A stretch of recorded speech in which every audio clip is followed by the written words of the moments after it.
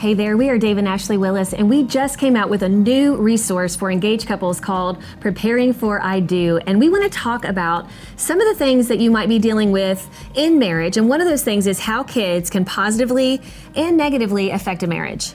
Yes, and they have a huge impact. So we've got 4 little boys right now, ages 5 to 15. Not so little anymore. They're not so little, yeah. They're huge and they eat a ton. And they do. Yeah, they sweat, I mean, it's just... There's some stank. Yeah, there's just a lot that goes on with all that, but they're precious. They're the light of our world. But kids will change everything. And I know that some of you watching this, you're in all different seasons. Some of you have children already. Mm-hmm. Maybe you're going to enter into kind of a blended family situation where either you or your fiance has a child or has children, and you're navigating what's it look like to make our family one. Many of you, though, you're starting out, neither of you have kids, and you're going to create a family together. But right now is the time to start talking about what is that going to look like? What is our vision going to be for our family? What is our parenting philosophy? And some of the specific things to ask are, what are the things that my parents did that I want to make sure we do in our family? Mm-hmm. What are the things that my parents did that I want to make sure we do not do in our family? And what are the things that together we're going to have a unified plan and vision for? What is discipline going to look like? What is decision making going to look like? How many kids do we want to have? And that might change a little bit, but if one of you wants one child and one of you, wants enough kids to have a reality TV show someday, that you need to figure that out and talk through that right now. And so many couples make the mistake of saying, we'll just figure that out as we go. But these are important conversations to have now.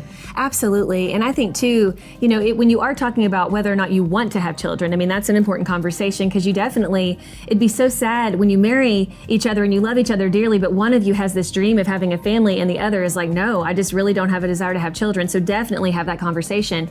But I think you should even take it a step further. And if you both are on that same page of wanting to have children, not really sure about the number, talk about the timing. When do you want to start your family? And then you need to talk about this. Talk about how are we going to handle if it's not really our timing? Because the truth is, it's God's timing. I mean, we can start, trying to have kids, and it ends up taking us years because it's just not happening the way that we thought it would. How are you going to handle that? What's going to happen? And we had those conversations. That's something that we really talked about. We both knew we wanted children. We didn't really put a number on it in the beginning, but we did talk about, what's going to happen if having kids is hard? Are we going to be open to adoption? And we both said, yes, we will be open to adoption. And, God gave us kids. We started our family about 3.5 years to our marriage, and we got pregnant pretty fast. And then the next conversation was, well, when do we want to have the next child?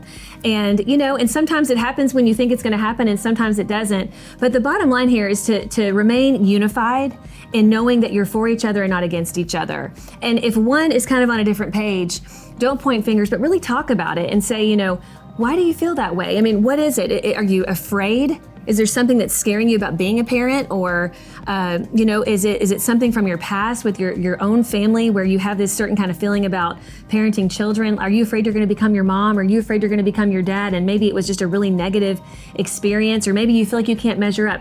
Talk about all those things. Yeah, and make sure that it's a safe place. Your relationship has to be a safe place for both of you to express your dreams, your hopes, your fears, and without judgment, and make sure that you're always having those conversations. Another thing that's helped us in the parenting journey is to look for mentor couples. In every stage of your relationship, look for a couple who's maybe a little further ahead than you are. So if you're to the place where when you're ready to start talking about having children, maybe find a couple at your church or a couple that you admire that they have young kids already. So they're several years down the road, and invite that family over for dinner with kids and all, and just watch how they interact with them, and talk to that husband and wife and say, what did you learn? What did you wish you would have known when you were a few years back in our season? Learn from people who are a little further ahead. You don't have to make all these mistakes on your own. You can learn from the mistakes others have made. We've made plenty. We talk a lot about them in the Preparing for I Do video course, and so check that out at premarriage.com. But these conversations are so important, and children are a gift from the Lord. Whenever they come, however they come, they are a gift from the Lord, and a gift to be cherished. But without proper planning, they can be a gift that can cause a real strain and division in the marriage. And so you have to you have to have a unified strategy moving forward. Absolutely. And one thing that we have consistently been a part of throughout our marriage, before kids and after kids, is a small group at church. And that has been life-changing. Like right now, we are back in our small group. We've actually been in this small group for 7 years. We just started meeting again. And all of us have kids at this point, but there's some new members that have a baby they just adopted. And I love that we're all in different phases, and we get to kind of be those people to say, let me tell you what I learned. Let me tell you about the mistakes I made. Let me tell you what we did right and that seems to be working.